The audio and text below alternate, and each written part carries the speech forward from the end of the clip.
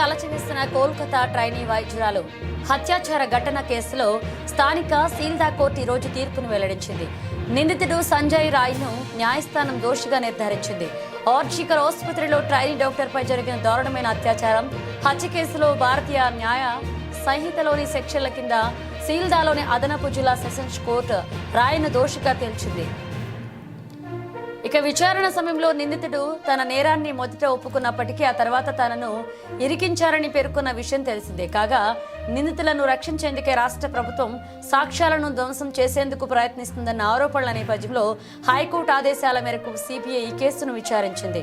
ఈ క్రమంలో ఈ రోజు తీర్పు నేపథ్యంలో గట్టి భద్రతా మధ్య రద్దీగా ఉండే కోర్టు గదికి నిందితుడు సంజయ్ రాయ్ని తీసుకొచ్చారు. కాగా కోల్కతా ఆర్జికర్ మెడికల్ కాలేజీలోని ట్రైనీ డాక్టర్ గతేడాది ఆగస్టు 9న దారుణ అత్యాచార హత్యకు గురైంది. ఈ దుశ్చర్యపై సిబిసి దర్యాప్తు జరిపి అక్టోబర్ 7న ఛార్జ్షీట్ వేసింది. విచారణ అనంతరం నేడు దోషిగా తేల్చిన జడ్జి అన్బీర్ దాస్ సోమవారం శిక్షను ఖరారు చేయనున్నారు.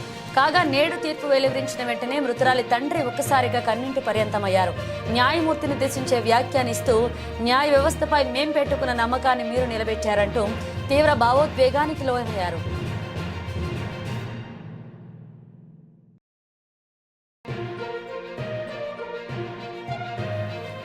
యావత్ దేశాన్ని కలచివేసిన కోల్కతా ట్రైనీ వైద్యురాలు హత్యాచార ఘటన కేసులో స్థానిక సీల్దా కోర్టు ఈరోజు తీర్పును వెల్లడించింది. నిందితుడు సంజయ్ రాయ్ను న్యాయస్థానం దోషిగా నిర్ధారించింది. ఆర్జికర్ ఆసుపత్రిలో ట్రైనీ డాక్టర్పై జరిగిన దారుణమైన అత్యాచారం హత్య కేసులో భారతీయ న్యాయ సంహితలోని సెక్షన్ల కింద సీల్దాలోని అదనపు జిల్లా సెషన్స్ కోర్టు రాయ్ను దోషిగా తేల్చింది. ఇక విచారణ సమయంలో నిందితుడు తన నేరాన్ని మొదట ఒప్పుకున్నప్పటికీ ఆ తర్వాత తనను ఇరికించారని పేర్కొన్న విషయం తెలిసిందే. కాగా నిందితులను రక్షించేందుకే రాష్ట్ర ప్రభుత్వం సాక్ష్యాలను ధ్వంసం చేసేందుకు ప్రయత్నిస్తుందన్న ఆరోపణల నేపథ్యంలో హైకోర్టు ఆదేశాల మేరకు సిబిఐ ఈ కేసును విచారించింది. ఈ క్రమంలో ఈ రోజు తీర్పు నేపథ్యంలో గట్టి భద్రతా మధ్య రద్దీగా ఉండే కోర్టు గదికి నిందితుడు సంజయ్ రాయ్ని తీసుకొచ్చారు. కాగా కోల్కతా ఆర్జికర్ మెడికల్ కాలేజీలోని ట్రైనీ డాక్టర్ గతేడాది ఆగస్టు 9న దారుణ అత్యాచార హత్యకు గురైంది. ఈ దుశ్చర్యపై సిబిసి దర్యాప్తు జరిపి అక్టోబర్ 7న ఛార్జ్షీట్ వేసింది. విచారణ అనంతరం నేడు దోషిగా తేల్చిన జడ్జి అన్బీర్ దాస్ సోమవారం శిక్షను ఖరారు చేయనున్నారు. కాగా నేడు తీర్పు వెలువరించిన వెంటనే మృతురాలి తండ్రి ఒక్కసారిగా కన్నీటి పర్యంతమయ్యారు.